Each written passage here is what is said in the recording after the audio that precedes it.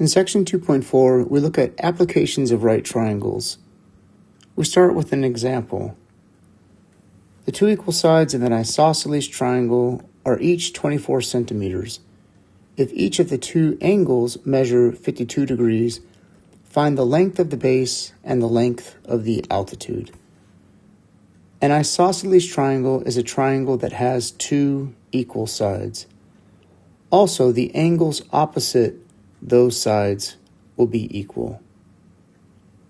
The base of this triangle is the segment AB, and the altitude is the segment here. The important thing to note is the altitude is always drawn at a 90-degree angle to the opposite side.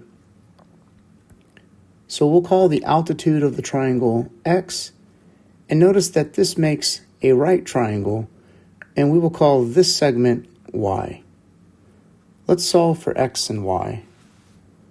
First, solving for X, notice the angle 52 and X have the relationship that X is opposite that angle, and then we also know the hypotenuse. So this is a sine relationship. Sine of 52 degrees equals X divided by 24, and then multiplying both sides by 24 gives us X equals 24 times the sine of 52 degrees. And if we plug this into a calculator, we get 18.912. Rounding to two significant digits, we'll say that X is approximately 19, and this is measured in centimeters. And this is our altitude. To find Y, notice that Y has a relationship of being the adjacent side to the angle. And so the trig function we use here is the cosine function. Cosine of 52 degrees is equal to Y over 24.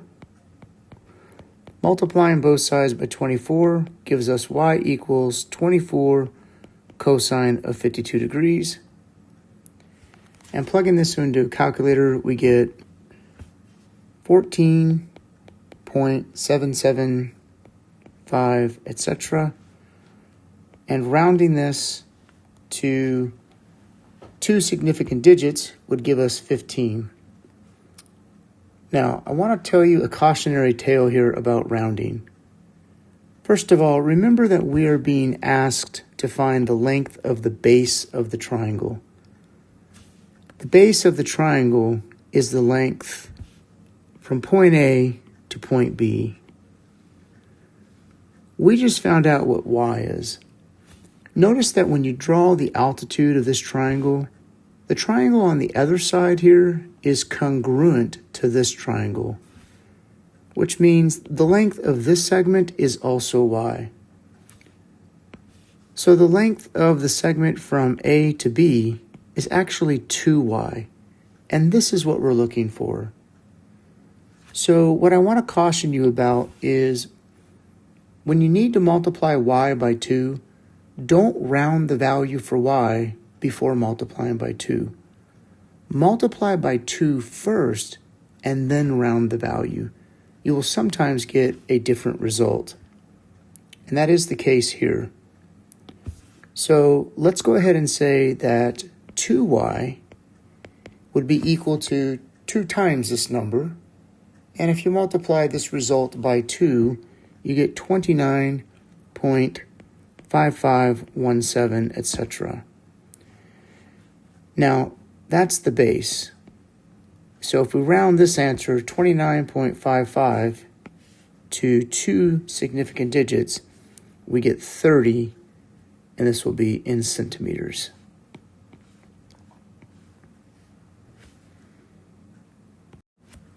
Let's talk briefly about angles of elevation and depression. The definition is an angle measured from the horizontal up is called an angle of elevation, or sometimes it's called an angle of inclination. an angle measured from the horizontal down is called an angle of depression. So here we have an illustration. Here we have a horizontal. When you're measuring an angle up from the horizontal, we call this an angle of elevation. And when you're measuring an angle down from the horizontal, we call it an angle of depression. Let's take a look at an example. In this example, it says, a flagpole 75 feet tall casts a shadow 43 feet long. What is the angle of elevation of the sun from the tip of the shadow? So first, I will draw the ground, which we will assume to be flat, and then a flagpole, which would be drawn perpendicular to the ground. Now, the idea is that the sun is shining, and as the sun shines, it casts a shadow onto the ground. So this red line here represents the rays from the sun. And down here on the bottom, we have the shadow. And of course, here we have the flagpole. We're told the flagpole is 75 feet tall and the shadow is 43 feet long.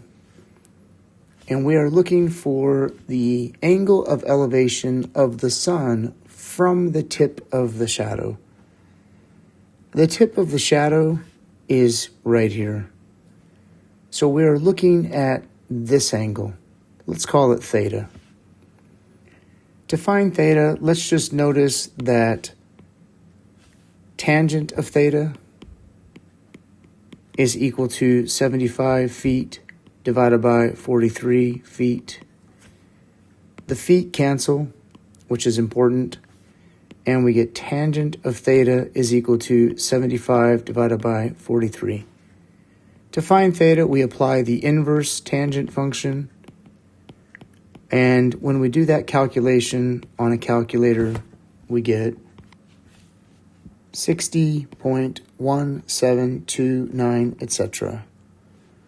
Rounding to the nearest whole degree, this will be approximately 60 degrees. In the next example, it says, a man climbs 213 meters up the side of a pyramid and finds the angle of depression to his starting point is 52.6 degrees. How high off the ground is he? So here I have a simple diagram of a triangle representing a pyramid. The man climbs 213 meters up the side of the pyramid and now finds that the angle of depression to his starting point, which is this angle here, right? Because depression means we're looking down. That angle is 52.6 degrees. And we want to know how high off the ground is he. Now, the height off the ground is this height right here, but notice that this is the same as this line over here. So here I have a right triangle, I have an angle, an opposite side, and a hypotenuse. So we can say that the sine of 52.6 degrees is equal to x divided by 213 meters. Multiplying both sides by 213 meters, we get x is equal to 213 times the sine of 52.6 degrees, and the unit of measurement here will be meters. Now we just need to plug that into a calculator, which gives us 169.210, etc. meters. And we need to round this to 3 significant digits. So x is approximately equal to 169 meters. And this represents the height that the man is off the ground. In the next example, we have a woman standing on the street, looks up to the top of a building, and finds the angle of elevation is 38 degrees. So the woman is here looking to the top of the building, and this angle is 38 degrees. She then walks 1 block farther away, which is 440 feet, and now finds the angle of elevation to the top of the building is 28 degrees. How far away from the building is she when she makes her second observation? So here we have the height of the building. She is a particular distance away from the building here, and then at this point is 440 feet farther away from the building. Now, since buildings typically stand at a right angle with the ground, you'll notice that we have a right triangle here, and we have some quantities representing these sides. So what we can see here is with respect to 38 degrees, tangent of 38 degrees is the opposite side divided by the adjacent side. So tangent of 38 degrees is equal to h divided by x. However, this does not allow us to solve for x because we don't know what h is. Let's save this and think about what else we can see. There is a second right triangle right here, a larger right triangle. And 28 degrees is an angle in that triangle. And the tangent of 28 degrees will equal the opposite side, which is h, divided by the adjacent side, which is this whole side right here. Now the length of this side is 440 plus x. So we can say the tangent of 28 degrees is h divided by 440 plus x. Now, both of these equations have the same two variables in it, and that means that we can solve for both of those variables by using substitution. So if I take the first equation and multiply both sides by x, we get h is equal to x times the tangent of 38 degrees. And in the second equation, if we multiply both sides by 440 plus x, we get h is equal to 440 plus x times the tangent of 28 degrees. So again, all I'm doing to do this step is I'm just multiplying both sides by the common denominator on both sides.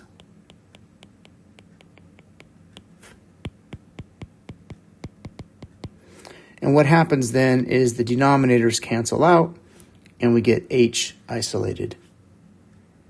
Now, algebraically speaking, both of these h's here represent the same value. So since h is equal to both this value and this value, these values must be equal to each other. So x times the tangent of 38 degrees must be equal to 440 plus x multiplied by the tangent of 28 degrees. And now notice that this equation does not have h in it. So we can solve for x. Using the distributive property on the right-hand side, we get x tangent 38 degrees is equal to 440 times the tangent of 28 degrees plus x times the tangent of 28 degrees. Now for solving for x, we need each occurrence of x to be on the same side of the equation. So I'm going to subtract x tangent 28 degrees from both sides. And this will give us x tangent of 38 minus x tangent of 28 is equal to 440 tangent of 28. Now, something that can sometimes be very tempting is to want to subtract these two angles. You cannot do that. Instead, what we need to do is factor out the common factor of x on the left-hand side.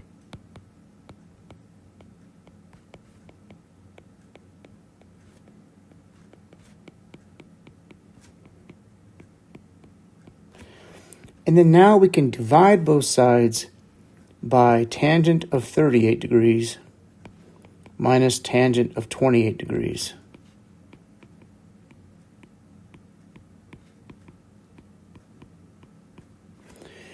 And when we do that, we have x now isolated, x is equal to 440 tangent of 28 degrees divided by tangent of 38 degrees minus tangent of 28 degrees.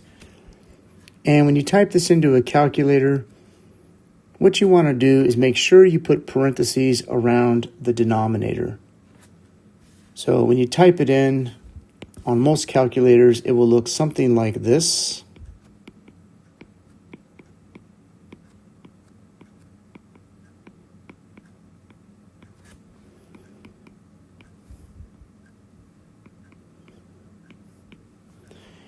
And when you actually plug that into the calculator and hit enter, you get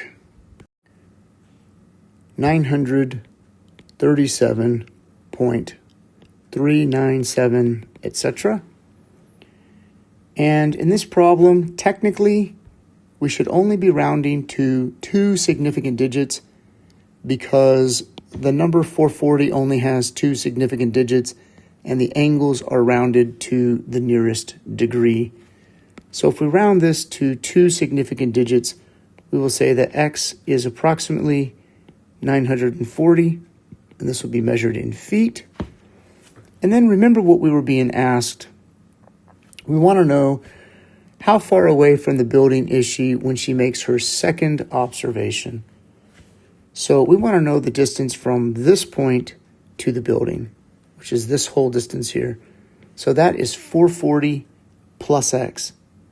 So if x is 940, the distance that we are looking for is 440 plus 940 feet, and that is 1,380 feet.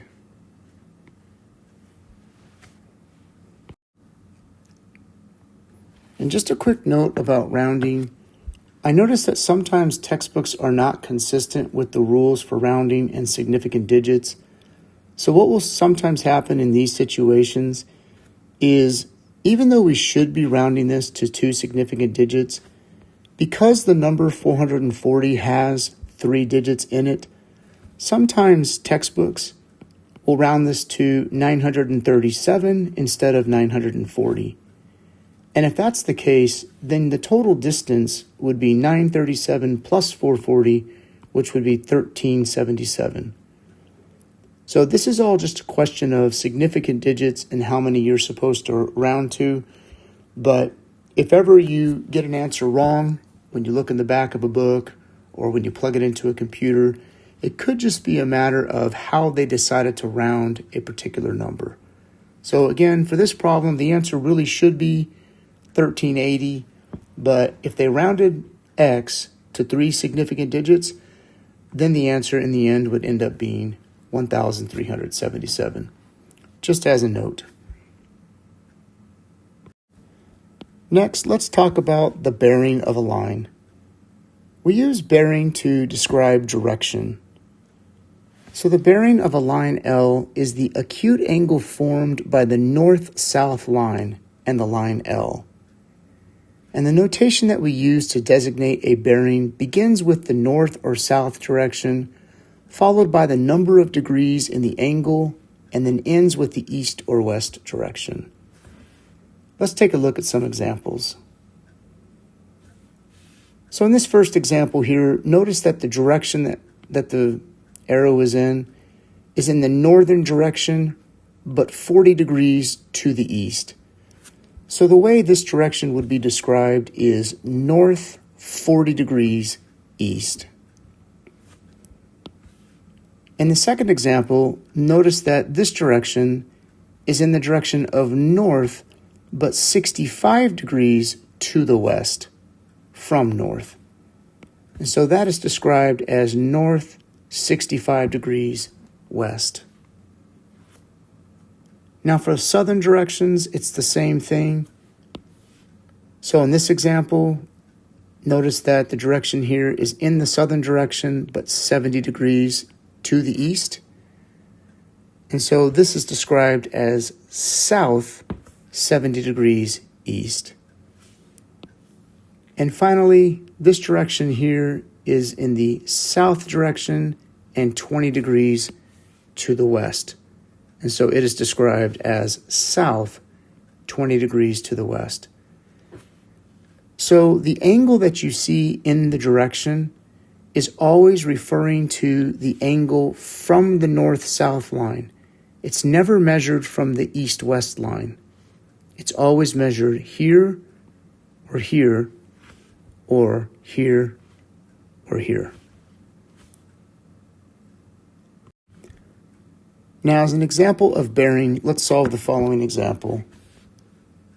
A boat travels on a course of bearing north 52.5 degrees east for a distance of 238 miles. How many miles north and how many miles east has the boat traveled? So first of all, let's notice that the boat is traveling first in the direction north. So the northern direction is straight up on a piece of paper. And from that north direction, it's going 52.5 degrees to the east. So let's remember that east is this way, north is this way. So north 52.5 degrees to the east looks like this. And it travels at this bearing for 238 miles.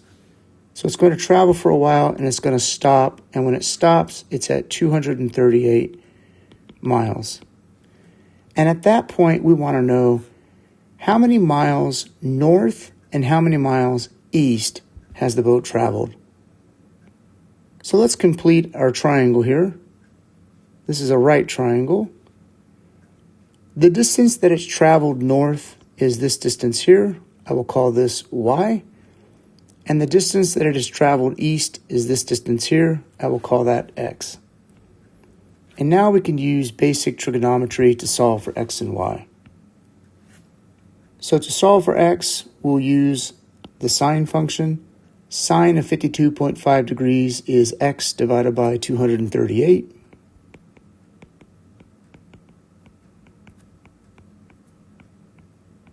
Miles. Solving for x by multiplying by 238, we get x is 238 sine 52.5 degrees. And again, this is in miles. Plugging this into a calculator, we get 188.818, etc. So we'll say x is approximately 189 miles. So that means 189 miles to the east is the distance traveled in that direction. To solve for y, we simply use the cosine function since y is adjacent to the angle. So the cosine of 52.5 degrees equals y divided by 238 miles. Y is equal to 238 cosine of 52.5 degrees. And again, this is in miles. Plugging this into a calculator, we get y is equal to 144.885, etc. And so y is approximately equal to 145, and this will be in miles. And so that means that we have traveled 145 miles in the direction of north. So the most important thing in this problem is once you read the problem, you need to be able to draw a diagram which accurately describes the situation. And then you need to determine what are you looking for in that diagram to answer the question. Once you have the correct diagram with the correct parts labeled, it's just basic trigonometry to get those answers. For our last example, San Luis Obispo is 12 miles due north of Grover Beach. If Arroyo Grande is 4.6 miles due east of Grover Beach, what is the bearing of San Luis Obispo from Arroyo Grande? Okay, so we need to put points on a map to represent these towns. So San Luis Obispo, we'll label that point with an S. And we know that San Luis Obispo is 12 miles due north of Grover Beach. So Grover Beach is down here. We'll label that with a GB. And then we know that Arroyo Grande is 4.6 miles due east of Grover Beach. So Arroyo Grande is over here. We'll label that AG for Arroyo Grande. And again, the distances are 12 miles here and 4.6 miles here. We know that north and east make a 90-degree angle. And now we can draw a triangle by connecting these 2 points. The question is, what is the bearing, which means what is the direction of San Luis Obispo from Arroyo Grande? So that means if we were to start down here at Arroyo Grande, how do we get to San Luis Obispo? What direction do we travel in? So this is the direction that we are looking for. Now, if we draw a north vector would look like this. So to get to San Luis Obispo from Arroyo Grande, you have to travel in the direction of north and then a certain number of degrees to the west. So the angle that we're looking for is this angle here. We'll call this angle theta. Now, to find the angle theta, I want to remind you of something that you learn in geometry. These 2 lines right here are parallel lines.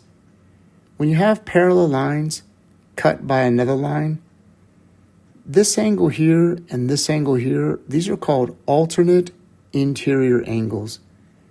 And we know that alternate interior angles are congruent in this situation. So if this angle is theta right here, then that means that this angle up here is also theta. So what I need to do is solve for theta. Now when you look in this triangle, you can see that tangent of theta is equal to 4.6 divided by 12. And then using the inverse tangent function, we get theta is equal to the inverse tangent of 4.6 divided by 12.